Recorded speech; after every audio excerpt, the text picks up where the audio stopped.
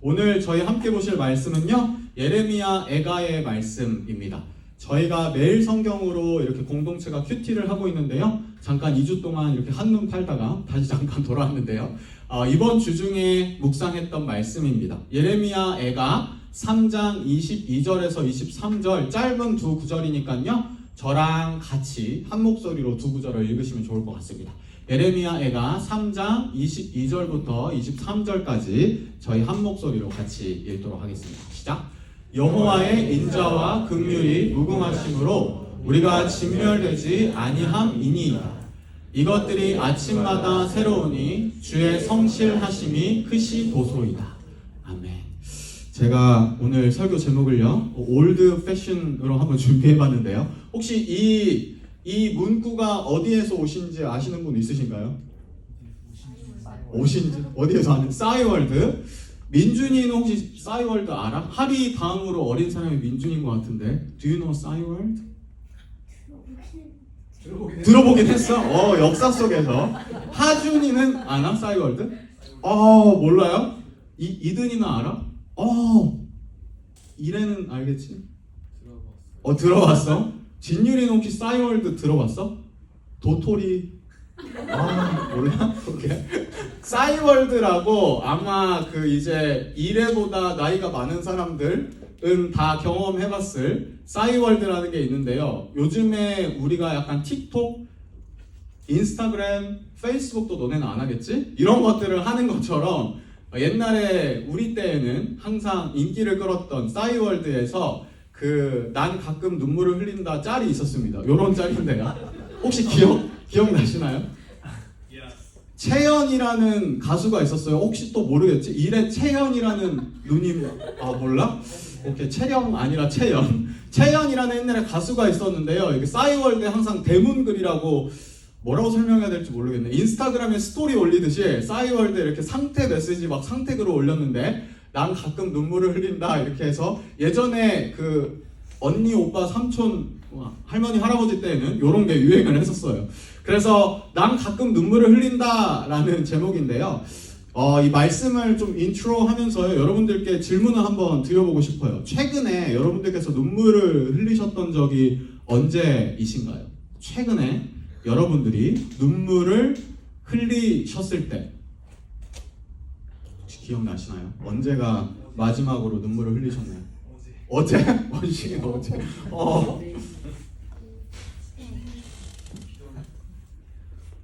우리 중고등부 세 나라의 어린이들도 언제 마지막으로 울었는지 한번 기억해봐. 이 뽑았을 때. 혹시 너무 이렇게 프라이버시가 침범하지 않는다면 옆에 계신 분들이랑 내가 마지막으로 울었을 때가 이때인 것 같은데, 한번 제가 1분 30초를 드릴 테니까 한번 나눠보시면 좋을 것 같아요. 기억이 안 나요? 안 울어요? 나 영화도 보고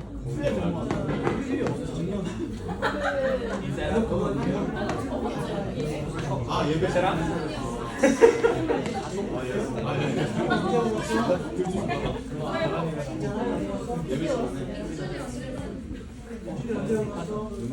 딴 사람이 얘기하지.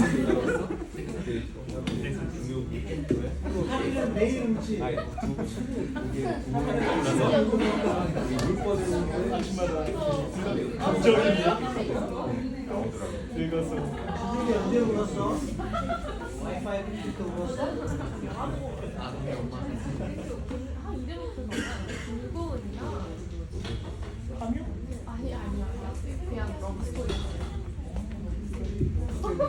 원식이는 어제 왜 울었어? 그냥 요새 그냥 북한을 위해서 좀 기도고. 북한? 눈물의 기도. 야, 씨. 큰 남자야. 내내 기도를. 러시아 전쟁 나가는 거 아니야? 우리 다운이는 언제 마지막으로 울었어? 글쎄요.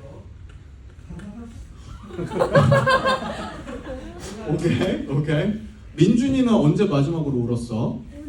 오늘? 더 이상 물어보지 않을게요. 엄마의 표정이 굳어지는 거 봐요. 더 이상 물어보지 않겠습니다.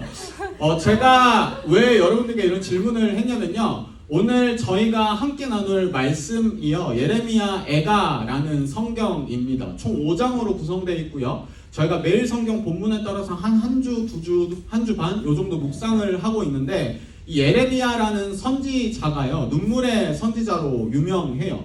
그리고 예레미야 애가라는 이 애가라는 성경에 있는 이 제목이요. 애가가 슬픔의 노래, 슬플 애자의 노래가 맞나요? 제가 한자를 잘 몰라서 애가가요 슬픔의 노래라는 겁니다. 그래서 예레미야 애가라는 제목이 무슨 의미냐면요. 예레미야가 슬피 울며 부른 어떤 노래, 탄식, 기도를 의미합니다. Lamentations라는 제목도요. 이것도 슬픔에 대한 어떠한 그러한 부분들을 영어 성경 제목도 가지고 있고요. 제가 어렸을 때 아마 민준이 만할 때 혹은 하준이 만할 때 성경에 대해서 잘 모를 때 예레미야가 있고 그 다음에 예레미야 애가가 있거든요. 근데 예레미야 선지자가 쓴 거를 알겠는데 예레미야 애가는 도대체 뭐지? 어렸을 때 이 한글에 대해서 잘 모를 때 예레미야의 애가 쓴 건가? 약간 이런 개그는 하지 말았었어야 되는데 예레미야 애가가 도대체 무슨 성경인가 이러한 질문들이 되게 많았어요. 그리고 사실상 예레미야서가 52장이거든요. 총 50장이 넘는 성경을 통하여서 예레미야 선지자가 하고 싶은 얘기를 역사를 다 얘기했는데 굳이 5장을 더 붙여가지고 예레미야 애가 저 같은 사람에게는 제목이 헷갈리게 아재 개그의 이 템테이션이 있을 게 예레미야 애가라는 제목까지 붙여가면서 따로 책 한 권을 빼서 예레미야 애가를 굳이 왜 이 성경 속에 집어넣어 놨을까? 그냥 예레미야 서에 이 내용도 그냥 넣었으면 됐지 왜 따로 굳이 성경이 많지도 않잖아요. 66권인데 그 중에 한 권을 할애해서 5장을 할애해서 굳이 예레미야 애가를 성경에 넣어야 했을까? 라는 어렸을 때 좀 질문들이 있었던 것 같아요. 그리고 이번 기회에 매일 성경을 묵상하면서 예레미야 애가가 가지고 있는 그 하나님께서 우리에게 주신 이 성경을 말씀을 인텐션이 있구나 라는 것들을 느끼게 되었어요. 그래서 제가 묵상했던 부분들을요 여러분들이랑 같이 나눌 때에요 예레미야 선지자에게 또 이렇게 공감도 하시고 예레미야 애가의 말씀들을 좀 쭉 한번 같이 묵상을 해보기를 원하는데요. 예레미야 애가는요 슬픔의 노래라는 제목에 걸맞게요 시작부터 슬프다 이 성이여 라는 구절로 시작이 됩니다. 아마 여러분들이 다 아시겠지만 왜냐면 예레미야서를 쭉 묵상해왔기 때문에 예레미야서가 기록된 배경은요 이 남유다가 멸망하고 있을 때 이스라엘이 멸망하고 있을 때 특별히 예레미야 애가는 그 멸망을 바라본 예레미야 선지자가 그것을 슬퍼하며 쓴 성경입니다. 그래서 슬프다 이 성이여 그 예루살렘 성전이 무너지고 예루살렘 성이 무너지고 남유다가 무너지고 있는 이 상황 속에서 슬프다 이 성이여 라고 시작을 합니다. 그리고 2절에 보면요 예레미야 선지자는 제가 개인적으로 생각했을 때 확신의 F이라고 생각이 되는데요 2절에는 이러한 표현이 나와 있습니다. 밤에는 슬피우니 더 나아가서요 4절에 보면요 시온의 도로들이 슬퍼하며 슬프다 이 성이여 밤에는 슬피우니 시온의 도로들이 슬퍼하며 시온은요 예루살렘을 어떤 지칭하는 여러 대명사들 중에 하나입니다. 시온의 도로들이 슬퍼한다는 게 뭐냐면 예루살렘이 멸망하고 있잖아요. 그 바벨론의 군대들이 막 말발굽으로 막 이 시온의 도로들을 짓밟는 그 도로들마저도 슬퍼한다. 슬픔의 표현을요 진짜 막 저 같은 T 혹은 원영 목사님 같은 T는 상상도 할 수 없을 정도로 슬픔의 표현들이 엄청나게 예레미야 애가에 기록되어 있습니다. 세범 형제도 잘 못하실 조금가? 오케이 대문자티. 정말 슬픔에 대하여서요 이 예루살렘이 멸망하고 있는 이 상황에 대하여서요 정말 엄청난 표현들 다양한 방법들을 통하여서 이 슬픔을 노래하고 있습니다. 그리고요 오늘 본문이 포함된 3장으로 애기가 슬퍼하고 있네. 애가 슬퍼하고 있습니다. 여러분 당황하지 마시고요. 기쁨의 눈물일까요? 슬픔의 눈물일까요? 오케이. 오늘의 본문으로 오면요 3장으로 오면 이러한 표현이 있습니다. 혹시 괜찮으시면 같이 한번 읽어볼게요. 시작. 내 고초와 재난 곧쑥과 담즙을 기억하소서. 어떻게 이러한 표현들을 생각해냈나 할 정도로 내 고초와 재난, 이 예루살렘이 멸망한다라는 이 상황, 고초와 재난 속에서 곧쑥과 담즙을 기억하소서. 영어로 보면 bitterness and gall. 혹시 여러분들이 삶을 살다가 혹시 이렇게 막 힘든 때 있잖아요. 막 정말 어려울 때, 아니면 진짜 내가 예측하지 못한 정말 어려운 상황이 찾아왔을 때 이런 것도 혹시 겪어보셨는지 모르겠어요. 머리가 약간 띵해지고 머리 골이 빠지고 그 다음에 막 너무 당황스럽고 막 힘들고 어려워서 무슨 생각을 해야 될지도 모르고, 담즙이라 그러는데 이 비트니스가 막 그 쓴맛이 막 속에서부터 막 올라와가지고 아 죽겠다 이런 말도 잘 안 나올 정도로 힘든, 예레미야 선지자가 표현하고자 했던 그 인생의 쓴맛, 담즙이 올라오는, 막 그냥 막 속에서 막 너무 힘들어가지고 막 다 올라올 것 같은 그러한 힘든 상황들을, 어려움과 슬픔을 예레미야 선지자가 표현하고 있는 거죠. 아마 여러분들도 삶을 살면서 이런 경험이 한두 번쯤은 있지 않을까라는 생각이 들어요. 나의 어떤 예상과 나의 계획이 빗나갔을 때, 아니면은 진짜 생각도 하지 못했던 슬픔과 어려움이 찾아올 때, 나의 힘으로는 전혀 컨트롤할 수 없는 그러한 정말 인생의 무게감이 나를 짓누를 때, 그때 머리가 핑 돌고 담즙이 막 쓴맛이 올라오는 그러한 상황들을 아마 여러분들도 한 번쯤은 경험해보지 않으셨을까라는 생각이 들어요. 예레미야 애가는요, 이러한 모드, 슬픔의 모드, 정말 막 힘들고 정말 너무 쉽지 않다, 이러한 모드로 쭉 기록이 되어 있어요. 근데요, 재밌는 건요, 저희가 오늘 읽었던 본문인 22절과 23절에는요 1장 처음부터 막 슬프다 이성이여 이러면서 쭉 내 고초와 재난과 쑥과 담즙을 기억하소서 라고 하는데, 갑자기 오늘 우리가 읽었던 본문에서는 모드가 갑자기 바뀝니다. 여러분들도 너무나도 잘 아시는 본문인데요, 갑자기 막 인생이 너무 쓰다, 예루살렘 성 멸망해가지고 힘들어, 막 내가 어떻게 해야 되지, 아이고. 근데 갑자기 오늘의 본문에서요 모두가 갑자기 바뀌어요. 여호와의 인자와 긍휼이 무궁하심으로 우리가 진멸되지 아니함이니이다. 이것들이 아침마다 새로우니 주의 성실하심이 크시도소이다. 쭉 1장부터 3장까지 막 힘들어 죽겠는데 막 쓰다, 힘들다, 이런 슬픔의 노래를 하다가 갑자기 오늘의 본문에서 너무 포지티브한 바이브가 나오고 있어요. 소망스러운 고백이 예레미야 선지자에게서 나오고 있습니다. 마치 약간 그거 아시나요? 그 이중인격? 이중인격 인간 의심스러울 정도로 너무 인생이 써, 막 죽을 것 같은데 막 이러다가 갑자기 싹 페이스 업되고 그 긍정의 페이스가 이렇게 인풋되면서 여호와의 인자와 긍휼이 무궁하심으로 우리가 진멸되지 아니함이니이다. 이것들이 아침마다 새로우니 주의 성실하심이 크시도소이다. 갑자기 예레미야 선지자가 갑자기 모드를 바꿔서 어떻게 이러한 고백에 이르게 되었을까요? 19절이랑요 22절과 23절에 두 구절의 갭이 있습니다. 우리는 이 두 구절에 주목해 볼 필요가 있는 것 같습니다. 괜찮으시면요 20절과 21절을 같이 한번 읽어보도록 하겠습니다. 시작! 내 마음이 그것을 기억하고 내가 낙심이 되오나 이것을 내가 내 마음에 담아두었더니 그것이 오히려 나의 소망이 되었사오.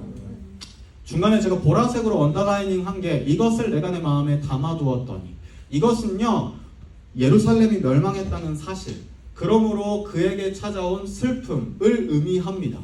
내 마음이 그것을 기억하고 내가 낙심이 되오나 이것을 내가 내 마음에 담아두었더니, 저는요 이 마음에 담아두었다라는 게요 꿍하게 그냥 막 내 마음에 담아뒀다라는 표현보다는요 저에게는 어떻게 다가왔냐면요 그냥 이 슬픔과 어려운 상황들을 그냥 confronting 했다. 내 마음에 그저 담아두었다. 회피하려고 하지 않고 내 마음에 담아두었다라는 표현으로 저에게는 다가왔습니다. 그리고 예레미야 애가에서 계속해서 예레미야 선지자가 고백하고 있는 것이 뭐냐면 슬픔을요. 그냥 있는 그대로 confronting 하면서 facing 하면서 슬픔을 고백합니다. 노래로 고백하고 기도로 고백하고 이것이 예레미야 애가가 우리에게 주고 있는 메시지지 않을까라는 생각이 들었어요. 예레미야 선지자가 그 예루살렘이 멸망하는 정말 청천벽력과 같은 그 엄청나게 힘든 슬픈 상황 속에서 그냥 그것을 막 피하고 회피하는 것이 아니라 그냥 confronting하고 facing 해요. 그리고 그 모든 슬픔을요 자기가 표현할 수 있는 그대로로 하나님 앞에 애가 슬픔의 노래로서 고백합니다. 제가 말씀 서두에 여러분들께 물어봤잖아요. 여러분들 언제 마지막으로 울어보셨나요? 저는요 이 예레미야 애가의 말씀을 통하여서요 여러분들께 인커리지 드리고 싶고 혹은 챌린지 드리고 싶은 거는요 가끔은요 우리의 삶에 어려움 상황이 찾아올 때 예루살렘 성이 멸망할 때 우리가 계획하고 혹은 우리가 쌓아놓았던 것들이 무너질 때 그때 너무 그것들을 회피하고 막 피하고 아닌 척하고 감추는 것이 아니라 예레미야 선지자가 했던 것처럼 그냥 그 슬픔을 혹은 그 절망을 있는 그대로 하나님 앞에 가지고 나가서 그냥 슬퍼 우는 것. 제가 아내랑 이번 주에 이 말씀을 묵상하며 서로 나누다가 아내가 그 명언을 하나 저한테 해줬어요. 여러분들 공감이 가실지 모르겠지만 아내가 막 이제 어떻게 보면 사회복지사로서 막 여러 사람들을 만나고 쉽지 않은 가정들을 만나다 보니까 아내가 막 그런 얘기를 해줬어요. 아내가 없어서 제가 외아를 둡니다. 아내가 있을 때 제가 외아를 두면 혼나기 때문에 어른이 된다는 거는요 슬픔을 감당하는 막 능력 혹은 그 프로텍트하는 능력이 커지는 게 아니라 그냥 그 슬픔을 참아내는 그 관성 아니면 그러한 능력이 커지는 것. 아이들이 하리도 그렇고 혹은 오늘 울었던 민준이도 그렇고 아이들은요 슬프면은 그냥 그 슬픔을 있는 그대로 표현하잖아요. 배고프면 울고 슬프면 울고. 저도 어렸을 때 눈물점이 있어가지고요 진짜 많이 울었거든요. 그냥 울어요. 어른이 된다는 건요 삶의 무게가 막 찾아오잖아요. 뭐 가장으로서의 무게, 직장인으로서의 무게, 엄마로서의 무게, 그 수많은 무게들 때문에 슬픈데 슬픔을 그대로 우는 것이 아니라 그냥 그거를 참아내는 것. 어른이 된다는 건 그런 것 같다라고 아내가 얘기하더라고요. 그러면서 이 예레미야 애가에서 예레미야 선지자가 눈물을 흘리며 그 어렵고 쉽지 않은 상황을 하나님 앞에 그냥 솔직히 그대로 그냥 다 탄식하고 토로하고 슬픔을 고백하며 하나님 앞에 나갔던 것들을 보면서요 at least as a Christian 하나님을 아버지로 믿으며 살아가는 우리가요 하나님 앞에서까지 어른인 척 할 필요 없지 않을까? 하나님 앞에서만큼은 있는 그대로 우리의 어려움, 우리의 슬픔, 우리의 삶이 무너져가는 그 어려움들을 그냥 아이처럼 있는 그대로 고백하고 울 수 있지 않을까? 그냥 하나님 앞에서 마저 우리는 사회 속에서 막 참아내야 되잖아요. 직장인으로서 아무리 막 갈굼받아도 참아내야 되고 가장으로서 부모로서 참아내야 되고 근데 하나님 앞에서만큼은 그냥 그런 척하지 않고 어른인 척하지 않고 괜찮은 척하지 않고 그냥 그대로 마음에 있는 것들을 슬피 울며 고백하며 아버지 힘들어요 라고 할 수 있지 않을까. 성경에 보면요 이 예레미야 선지자뿐만 아니라 하나님 앞에 그 있는 그대로 쉽지 않은 상황들 어려움들을 고백하며 하나님 도와주세요 라고 고백했던 수많은 케이스들이 있습니다. 시편에 보면요 시편의 기자가요 이렇게 고백합니다. 여호와여 내가 고통 중에 있사오니 내게 은혜를 베푸소서. 내가 근심 때문에 눈과 영혼과 몸이 쇠하였나이다. 내 일생을 슬픔으로 보내며 나의 연수를 탄식으로 보내며 내 기력이 나의 죄악 때문에 약하여지며 나의 뼈가 새하도소이다. 이 시편의 기자도요, 있는 그대로 고통, 근심, 몸이 쇠하였어요. 슬픔입니다. 탄식입니다. 나의 기력이 나의 뼈가 쇠하였도다. 있는 그대로 하나님 앞에 고백합니다. 괜찮은 척하지 않고요. 그리고 신약 성경에 보면요, 예수님도요 하나님 앞에 엎드려 고백했습니다. 조금 나아가서 땅에 엎드려 될 수 있는 대로 이때가 자기에게서 지나가기를 구하여 이르시되 아빠 아버지여 아버지께서는 모든 것이 가능하오니 이 잔을 내게서 옮기시옵소서. 그러나 나의 원대로 마시옵고 아버지의 원대로 하옵소서 하시고. 예수님도요 육신의 몸을 입고 온 이 땅에서의 삶 속에서 그 마지막 십자가를 지는 그 엄청난 모먼트를 앞두고 하나님 앞에 그 힘든 감정, 쉽지 않은 그 모든 부분들을 솔직하게 있는 그대로 고백합니다. 그리고 우리의 쉽지 않은 상황, 슬픔 혹은 어려움들을요 하나님 앞에 그냥 솔직하게 고백할 수 있는 가장 좋은 방법이 뭐냐면요, 기도로 하나님 앞에 엎드리는 겁니다. 예수님께서 땅에 엎드려 하나님 앞에 고백했던 것처럼, 예레미야 선지가 눈물로 하나님 앞에 기도했던 것처럼 하나님 앞에 솔직하게 엎드려 기도하는 것. 가끔은 수건을 깔고. 21절의 본문을 보면요, 이것을 내가 내 마음에 담아두었더니 기도하며 슬픔 혹은 어려운 상황 있는 그대로 하나님 앞에 솔직하게 고백하며 나아갈 때 그것이 오히려 나의 소망이 되었사오니. 그 어려운 상황 혹은 슬픈 상황, 쉽지 않은 상황이요 오히려 turning to 소망으로 바뀌었다고 합니다. 소망으로 바뀌었다. 이것이 어떻게 가능할까요? 슬픔을 그저 하나님 앞에 고백했는데, 그냥 엎드려 고백했는데 여전히 절망적인 상황은 있지만 그것이 오히려 나의 소망이 되었다고 합니다. 저희가 가끔요 기도하면서 우리의 연약함과 부족함을 솔직하게 있는 그대로 혹은 우리에 있는 sorrowness, 정말 절망, 어려운 것들을 그냥 그대로 하나님 앞에 고백했을 때요 상황은 변하지 않지만 우리의 연약함을 있는 그대로 받아주시는 그 하나님의 받아주심, 안아주심, 이러한 것들을 경험하게 되는 때가 있는 것 같습니다. 그리고 전도서에는요 8장 17절인데요 이러한 본문이 있습니다. 같이 한번 읽어볼게요. 시작. 또 내가 하나님의 모든 행사를 살펴보니 해 아래에서 행해지는 일을 사람이 능히 알아낼 수 없도다. 사람이 아무리 애써 알아보려고 할지라도 능히 알지 못하나니 비록 지혜자가 아노라 할지라도 능히 알아내지 못하리로다. 전도서가 이 수많은 인간의 유한함에 대해서 고백하고 있잖아요. 삶의 어떠한 무의미함. 하나님 앞에 엎드려서요 기도하며 솔직하게 이 슬픔, 내가 감당하지 못할 어려움들을 고백하며 나아갈 때요 우리는 우리의 유한함, 우리의 limitless, 정말 한계를 보게 됩니다.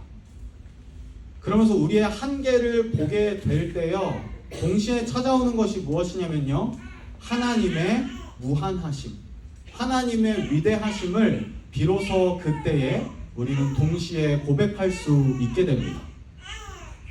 예를 들어서 우리가 너무 교만해가지고요 이 모든 쉽지 않은 상황들 내 힘으로 할 수 있어, 내가 한번 해봐야지, 안 슬픈 척, 안 힘든 척, 괜찮은 척 하면서 내 힘으로 막 내가 무엇인가를 막 매니지 해나가고 내가 뭔가를 뚫어나가 보려고 그렇게 할 때는요 그때는 하나님의 위대하심을 잘 보지 못하는 것 같습니다. 왜냐하면 내가 내 힘으로 뭔가 할 수 있을 것 같아. 그냥 하나님은 단 조금의 조력자, 서포팅하는 펄슨은 아니죠. 서포팅하는 존재로서 그냥 내가 이렇게 해나가는데 도와주실 수 있지 않을까? 근데 전도서의 고백처럼 혹은 예레미야 선지자의 고백처럼 예수님의 고백처럼 시편의 기자 고백처럼요 정말 내 힘으로 할 수 있는 게 하나도 없습니다. 저 이러한 상황입니다. 너무나도 쉽지 않습니다. 어렵습니다. 슬픔을 고백하며 하나님 앞에 바짝 엎드려서 기도하며 있는 그대로 척하지 않고 하나님 앞에 나아갈 때요, 그때 비로소 나의 부족함을 깨닫고 겸손한 마음으로 하나님의 위대하심, 하나님의 무한하심, 그것들을 고백할 수 있는 거죠.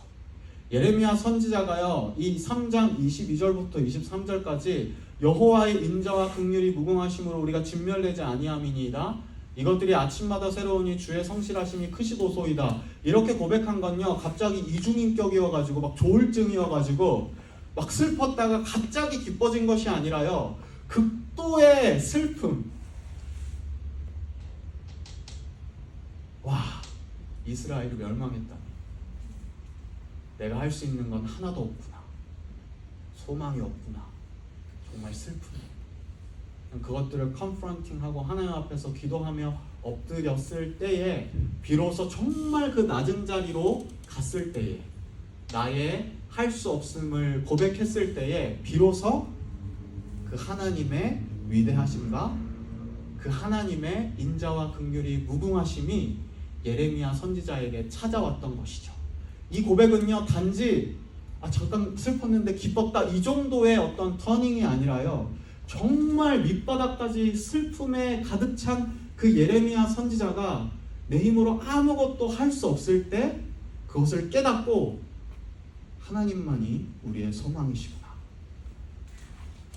이 유다는 멸망하고 이스라엘 성은 무너지고 모든 이들이 슬퍼하지만 그럼에도 불구하고 하나님의 인자와 긍휼이 무궁하시구나.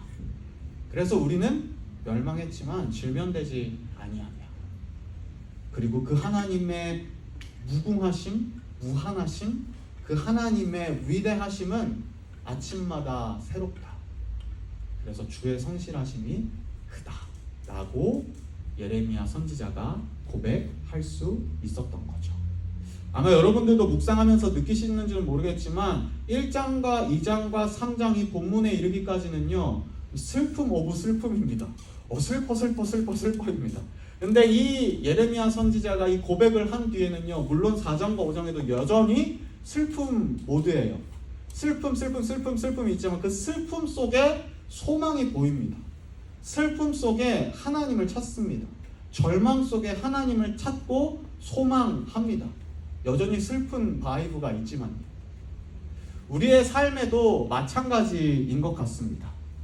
우리의 삶에 우리가 컨트롤할 수 없는 수많은 어려움들이 찾아옵니다. 분명히 옵니다. 그때마다 예레미야 선지자가 했던 것처럼요, 그냥 하나님 앞에 어린아이처럼 울 수 있는 저희가 됐으면 좋겠습니다.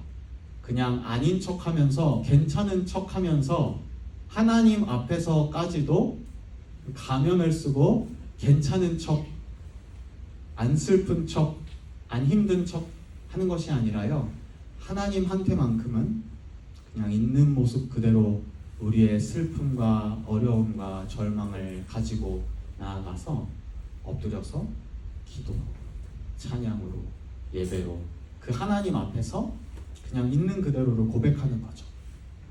그러할 때 우리의 연약함과 부족함을 깨닫게 되는 거고요, 유한함을 깨닫게 되는 거고요, 그때 겸손하게 하나님 앞에 나아갈 때 예레미야 선지자가 경험했던 것처럼 하나님만이 소망이시지, 하나님만이 우리의 힘이 되시지, 구원과 반석이 되시지 라는 고백이요, 우리 가운데에 있으시면 좋을 것 같습니다.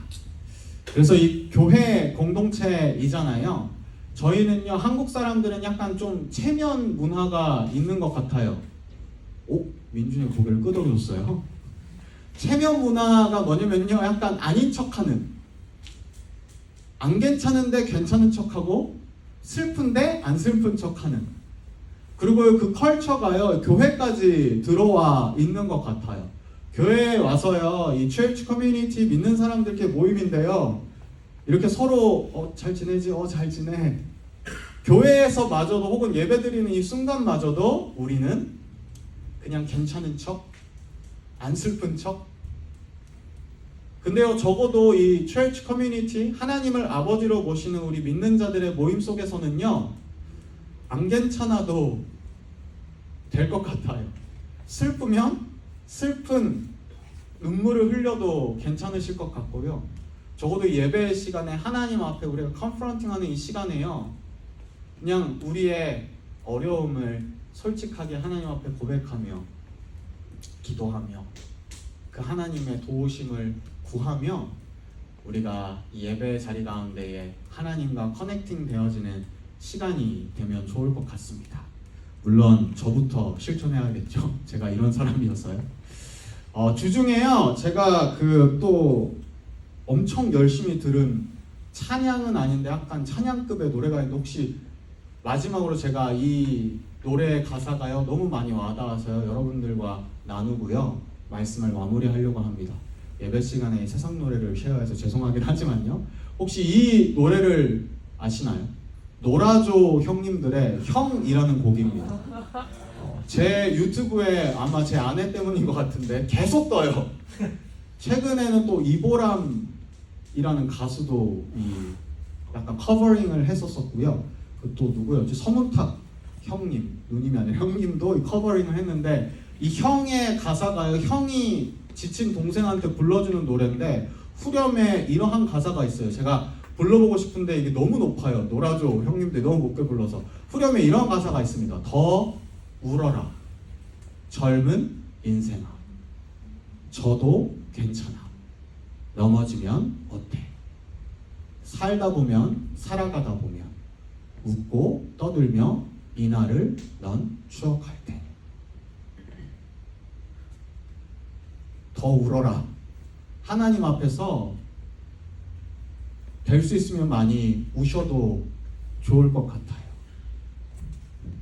여러분들의 삶에서 저도 괜찮고요, 넘어지면 어떻습니까? 넘어지고 져서 삶의 정말 쓴맛, 그 담즙이 올라오는 인생의 쓴맛을 경험할 때 비로소 하나님 앞에 엎드릴 때 하나님이 소망 되시는 경험을 할 수 있는 것 같습니다. 그리고요, 그 하나님이 우리의 소망 되신다, 여호와의 인자와 자비와 긍휼이 끊이지 않는다 라는 것들을 기도 가운데에 하나님과 대면하는 가운데 깨닫게 될 때요, 그렇게 살아가다 보면, 살다 보면 웃고 떠들며 이날을 우리가 함께 추억하며 하나님이 그 시간들을 이렇게 보내게 하셨지 라고 고백하면서요 삶을 되돌아볼 수 있는 날이 있을 거고요, 그 교회 공동체 안에서요 서로의 어려운 상황들, 힘든 상황들, 울 수밖에 없는 상황들을 서로 공감하며 격려하며 한 하나님을 바라보면서요 우리가 같이 그렇게 걸어가는, 살아가는 교회 공동체가 되었으면 좋겠습니다.